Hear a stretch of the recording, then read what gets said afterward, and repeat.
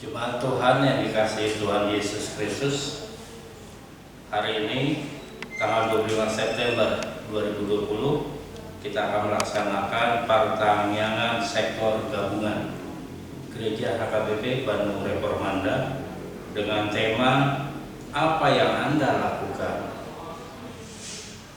Nampaknya adalah Lukas 14 ayat 12 sampai 14 yang akan disampaikan oleh Pendeta OTP Huta Barat. Sebelum kita mulai, kita ambil waktu saat teduh dimulai.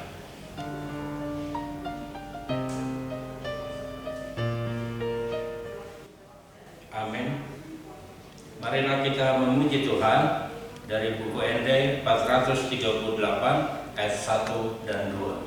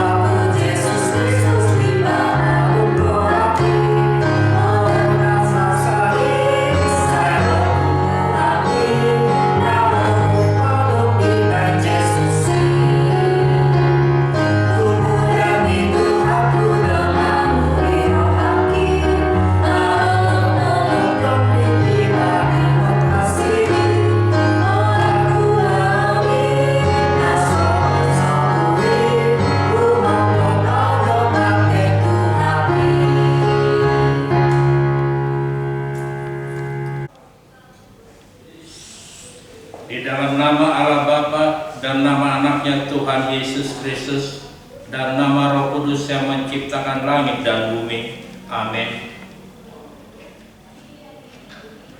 Allah yang telah mengasihi kita dan yang telah mengutus anaknya sebagai pendamaian bagi dosa-dosa kita. Saudara-saudaraku yang kekasih, jikalau Allah sedemikian mengasihi kita, maka haruslah kita juga saling mengasihi. Haleluya. Mari kita berdoa. Ya Tuhan Allah yang Maha Kuasa, Bapa kami yang di surga, kami mengucap terima kasih kepadamu karena Engkau telah mengutus anak-Mu yang tunggal itu, membebaskan kami dari kuasa iblis. Kami memohon kepadamu, peliharalah kami di dalam firman-Mu, agar kami kuat pada waktu kesesakan dan penderitaan. Ampunilah dosa dan pelanggaran kami terhadap firman-Mu yang kudus. Bukalah hati kami dengan Roh-Mu yang kudus, dan terimalah kami masuk ke dalam hidup yang kekal, supaya di sana kami memuji nama-Mu sampai selama-lamanya. Di dalam Tuhan Yesus Kristus, Tuhan kami. Amin. Kemungkinan kita akan membaca firman Tuhan dari 2 Samuel 9 ayat 1 sampai 8. Bisa membuka Alkitabnya dan mengikutinya. Saya akan membacakan. Daud dan Mephiboset. Berkatalah Daud, masih adakah orang yang tinggal dalam keluarga Saul? Maka aku akan menunjukkan kasihku kepadanya oleh karena Yonatan. Adapun keluarga Saul mempunyai seorang hamba yang bernama Ziba. Ia dipanggil menghadap Daud. Lalu raja bertanya kepadanya, "Engkaukah Ziba?" Jawabnya, "Hamba tuanku." Kemudian berkatalah raja, "Tidak adakah lagi orang yang tinggal dari keluarga Saul?" aku hendak menunjukkan kepadanya kasih yang dari Allah. Lalu berkatalah Ziba kepada raja, masih ada seorang anak laki-laki Yonatan yang cacat kakinya. Tanya raja kepadanya, di manakah ia? Jawab Ziba kepada raja, dia ada di rumah Makir bin Amiel di Lodebar. Sesudah itu Raja Daud menyuruh mengambil dia dari rumah Makir bin Amiel dari Lodebar. Dan Mephiboset bin Yonatan bin Saul masuk menghadap Daud. Ia sujud dan menyembah. Kata Daud, Mephiboset. Jawabnya, inilah hamba Tuanku. Kemudian berkatalah Daud kepadanya, janganlah takut, sebab aku pasti akan menunjukkan kasihku kepadamu oleh karena Yonatan ayahmu. Aku akan mengembalikan kepadamu segala ladang Saul nenekmu, dan engkau akan tetap makan sehidangan dengan aku. Lalu sujudlah Mephiboset dan berkata, apakah hambamu ini sehingga engkau menghiraukan anjing mati seperti aku? Demikianlah firman Tuhan. Berbahagialah orang yang mendengarkan firman Tuhan dan memeliharanya. Amin. Jemaat Tuhan, marilah kita memuji Tuhan dari buku ND 730 ayat 1 dan 2.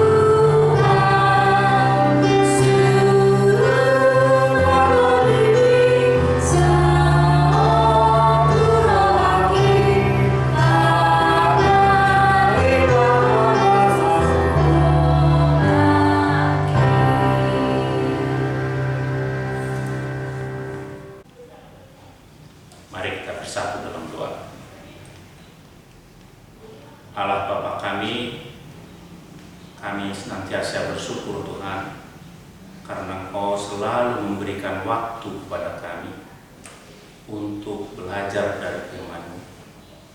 Hadirlah Engkau Tuhan di tengah-tengah kami.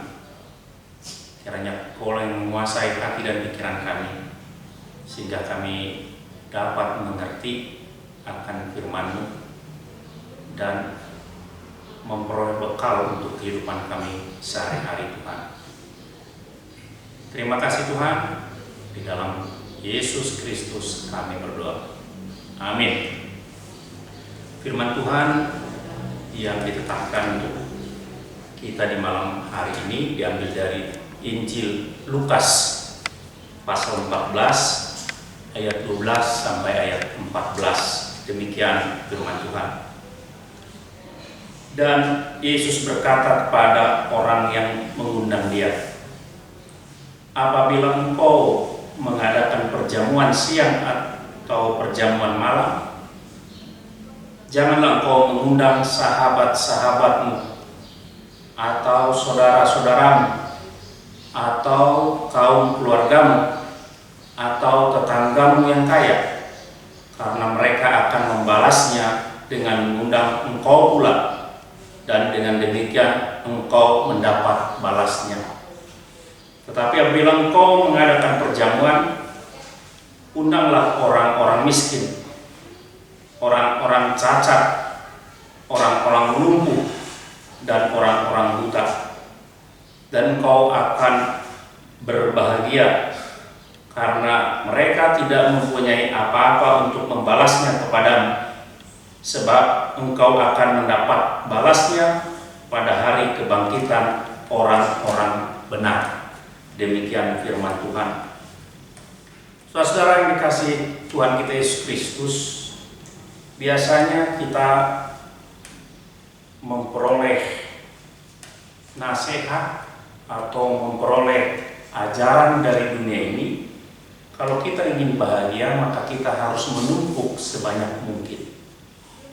Kita lihat saudara-saudara di dalam iklan-iklan, di dalam hal-hal tentang kebahagiaan, orang itu diberitakan adalah orang-orang yang dapat mempunyai harta yang berlimpah dan mempunyai rumah yang mewah dan segala sesuatu yang harta milik benda di dunia ini yang berlimpah-limpah, uang yang berlimpah, deposita yang bertebaran, dan banyak hal lagi. Nah, perkataan Yesus saat ini yang baru saja kita baca nampaknya kebalikan dari apa yang dikatakan atau diajarkan dunia ini. Kenapa?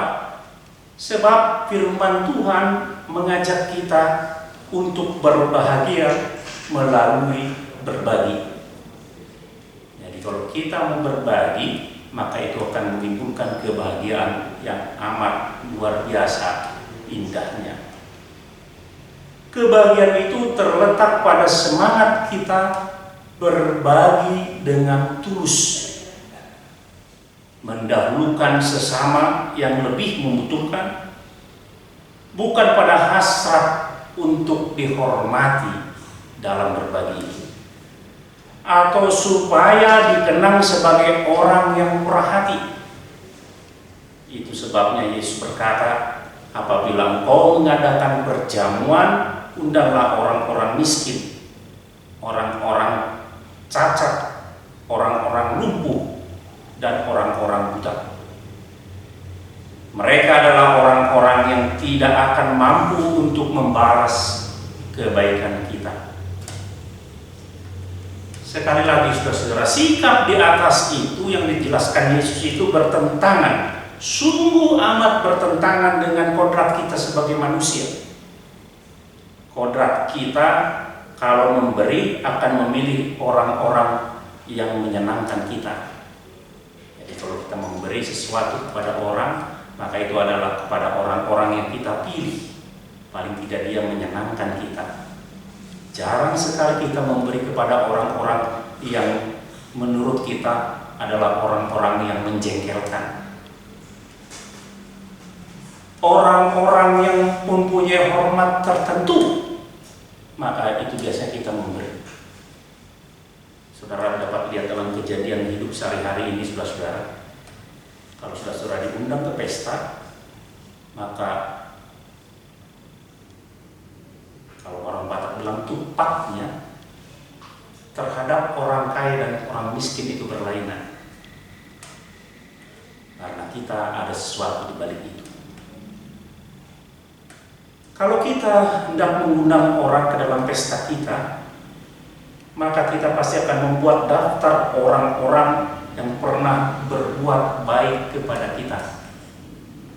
Itu sebabnya di beberapa daerah di tanah Batak, orang-orang yang hadir ke pesta harus mencatatkan namanya dan besarnya tupak yang dia beri. Dan ini akan dipegang oleh yang punya pesta sampai akhirnya tidak dapat membalaskannya. Kita akan mendaftarkan juga orang-orang yang kita anggap terhormat, dan jarang kita mendaftarkan orang-orang yang disebutkan oleh Yesus di atas tadi. Kita memberi penuh dengan penghormat, perhitungan. Kita memberi penuh dengan pertimbangan, banyak hal yang kita pertimbangkan dalam hal memberi kepada seseorang atau kepada orang lain.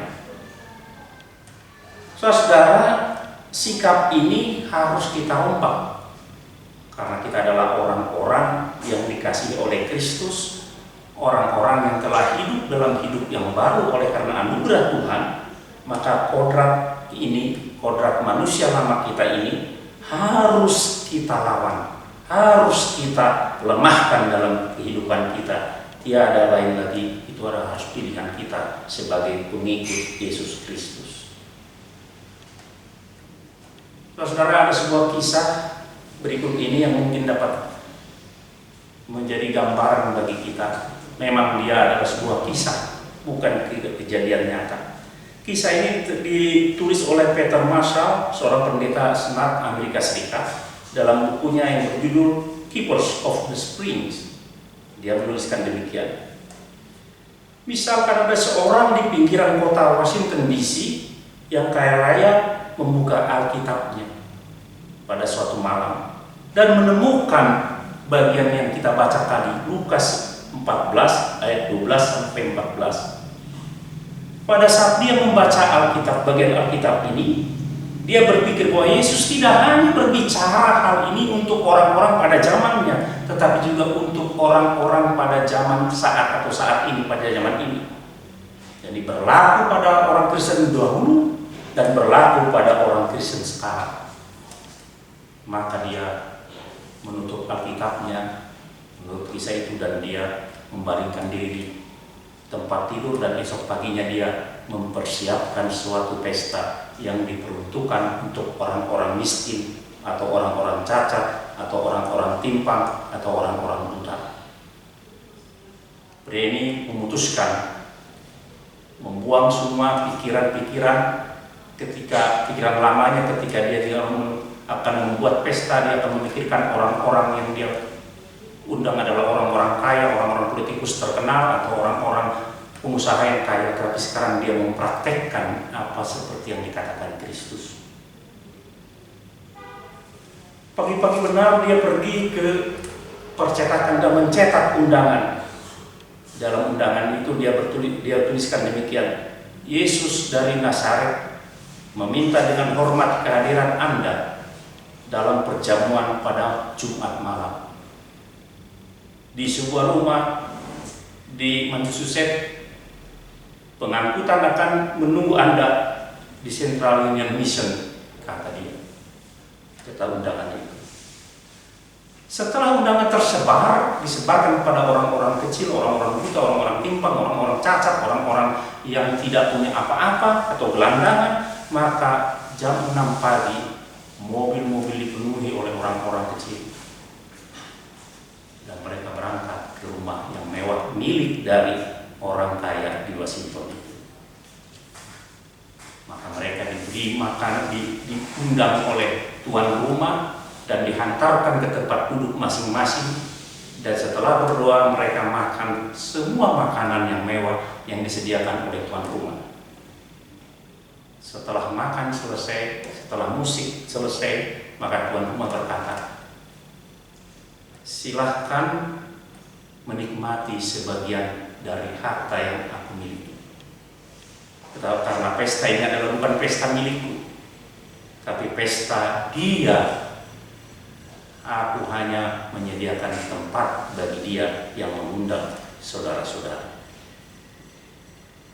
Saudara yang dikasihi Tuhan kita Yesus Kristus, apa yang terjadi seandainya semua orang yang percaya kepada Yesus Kristus melakukan apa yang dikatakan Kristus dalam hidupnya sehari-hari? Saudara bisa bayangkan yang terjadi? Saya bayangkan itu akan terjadi sesuatu yang luar biasa, amat luar biasa, akan mempengaruhi dunia ini. Saudara, mungkin saudara bertanya, tapi kita selamat bukan karena perbuatan baik kita. Kita selamat karena anugerah Tuhan di dalam Yesus Kristus. Melalui iman kepada Yesus Kristus, maka kita selamat. Kenapa? Seolah-olah berbuatan baik juga menentukan. Ada seorang pengkhotbah memberi ilustrasi demikian. Iman dan perbuatan baik itu adalah dua sisi dari mata uang yang sama. Jadi dari satu kesatuan yang tidak bisa dipisahkan. Mata uang yang sama mempunyai dua sisi, yaitu iman dan perbuatan baik. Itulah kata dia. Seperti denyut jantung kita. Jantung itu tidak hanya menerima ketika berdenyut, tetapi juga dia memompahkan darah ketika dia berdenyut. Antara menerima dan memompahkan. Jika jantung hanya menerima saja, dalam beberapa menit pasti kita sudah mati. Jika jantung hanya memompa saja, kita juga pasti akan mati. Tetapi fungsinya adalah ketika dia berjenuh, menerima dan memompanya. Jadi menerima dan memberinya, itulah iman. Iman tidak hanya menerima, tetapi juga dia berbuat dengan memberi kepada sesama manusia. Itulah kehidupan rohani. Orang yang hidup rohaninya hidup adalah orang yang menerima dan memberi, dan tidak hanya menerima saja, dia pasti akan memberi. Itu sebabnya saudara-saudara, Yesus memberi perintah di dalam Alkitab atau di dalam Injil Matius. Dia berkata, kasihanilah Tuhan Allahmu dengan segenap hatimu, dengan segenap jiwamu, dengan segenap akal budimu, dengan segenap pikiran. Itulah hukum yang terutama dan yang pertama. Dan hukum yang kedua yang sama dengan itu, kata Yesus, kasihanilah sesamamu manusia seperti dirimu sendiri. Dua sisi itu, saudara. Kita menerima dari Kristus anugerah, maka kita harus memberi kepada sesama seperti apa yang dilakukan oleh Kristus tanpa pamrih. Saudara-saudara, pernahkah saudara-saudara memperhatikan Alkitab saudara apa yang diberitakan Kristus? Yang menariknya, Kristus tidak pernah berkata negatif dalam perintahnya. Kalau Perjanjian Lama berkata jangan engkau, tapi Kristus tidak. Dia melakukan perintah-perintah yang dikasih. Kami saya ambil contoh satu. Kalau di dunia ini berkata demikian, jika engkau tidak mau dicubit, jangan cubit orang lain. Jika engkau tidak mau disakiti orang lain, jangan sakiti orang lain. Tetapi Kristus berkata terbalik. Jika engkau ingin orang berbuat baik kepadamu, maka engkau harus berbuat baik kepadanya. Itu adalah positif. Jadi perintah-perintah Kristus selalu positif.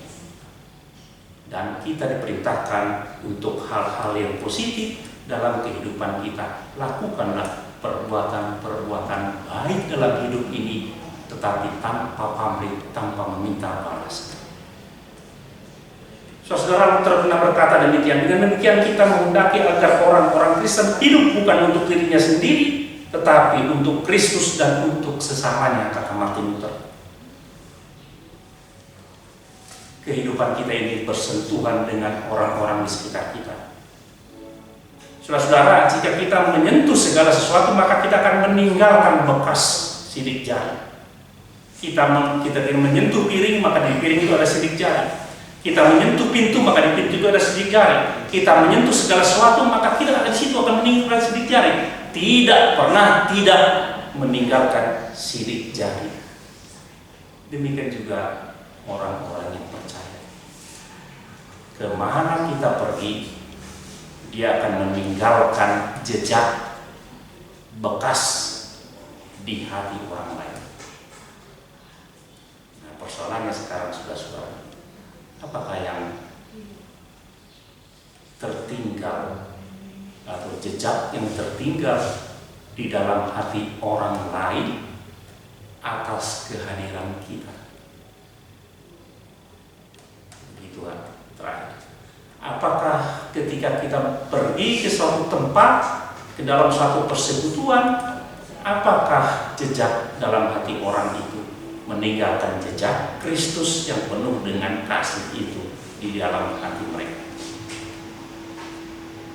Saudara, sekali lagi sebagai penutup, saya ingin ambil satu kisah tentang seorang perempuan yang tukang cuci baju. Dikisahkan demikian, saudara-saudara. Seorang pengkhotbah baru saja menyelesaikan khotbahnya yang berapi-api dan bertanya kepada semua jemaat yang berkumpul, siapa yang tergerak untuk membuat komitmen bagi Yesus. Di antara orang banyak itu, tidak ada satu orang pun yang berkata dan yang ke depan untuk berbuat komitmen kepada Kristus, tetapi ada seorang perempuan yang kaya raya, yang berstatus sosial tinggi, berdiri dan berkata kepada Pak Pendeta, "Pak Pendeta, saya mau berdiri di depan untuk mengucapkan satu dua patah kata, tapi bukan tentang khotbah Bapak, tapi tentang seorang perempuan kecil, status sosial yang rendah, yang pekerjaannya mencuci setiap hari di rumah kami. Telapak tangannya kasar, tetapi dia tidak pernah sedikit pun mengeluarkan sumpah serapah, walaupun banyak hal yang kami lakukan membuat dia sebenarnya sakit hati." Inilah dari kehidupan dia yang sabar menghadapi semua itu. Inilah yang meninggalkan bekas jejak dalam hati saya. Terutama ketika anak saya meninggal, dialah yang mengantarkan saya untuk melihat di balik kuburan, di balik air mata itu ada pengharapan tentang kehidupan kelak. Ini perempuanlah yang mempunyai khotbah yang luar biasa bagi saya. Maka sang pendeta memanggil dia ke depan, memanggil perempuan ini dan berkata kepada semua jemaat di sini, "Inilah pendeta atau pengkhotbah yang hebat pada malam ini." Pertanyaannya sekarang, apakah kita menjadi pengkhotbah yang hebat dalam kehidupan kita sehari-hari melalui perbuatan-perbuatan baik kita yang tanpa pamrih? Apa yang saudara perbuat dalam hidup ini?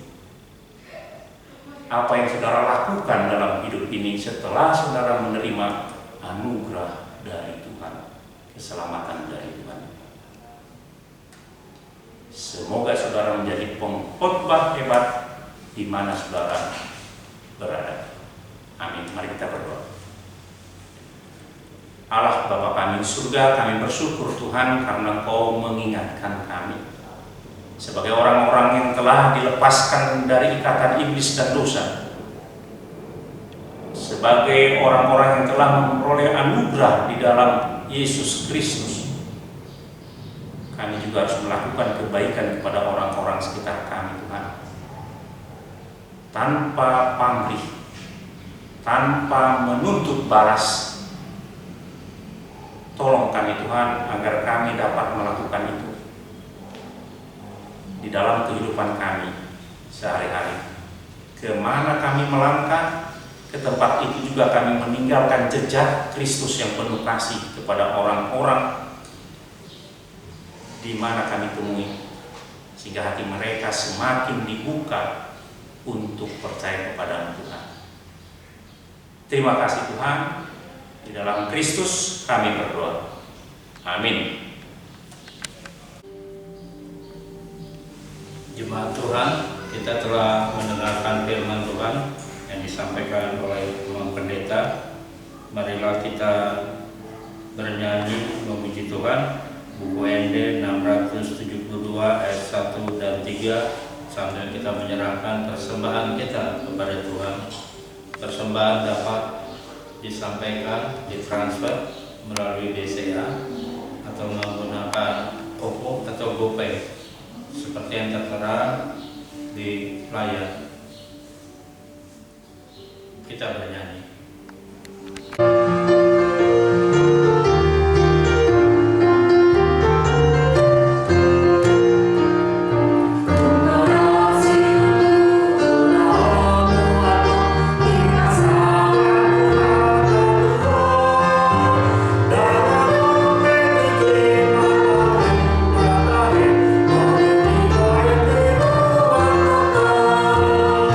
Saya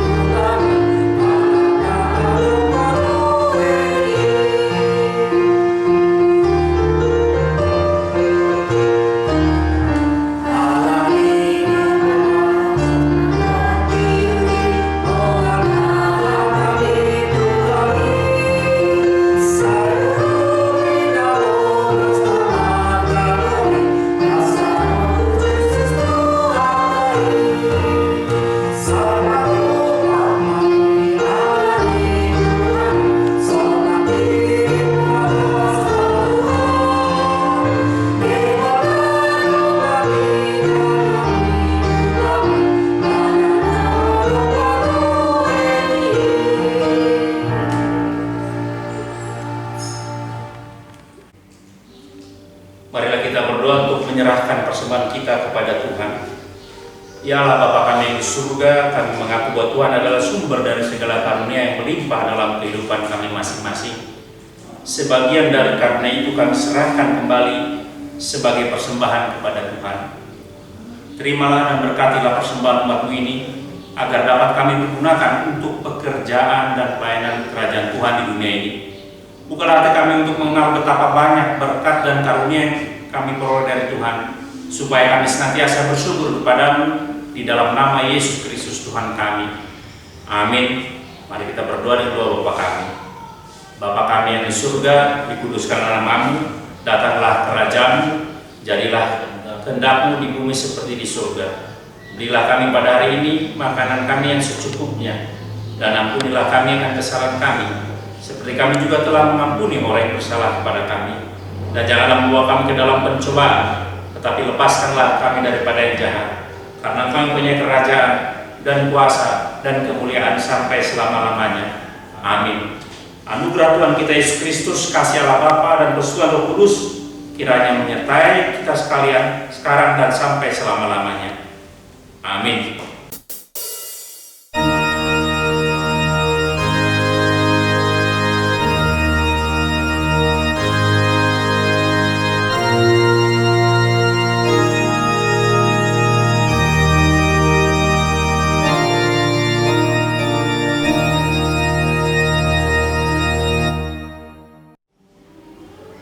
Selamat malam, Horas, tetap sehat.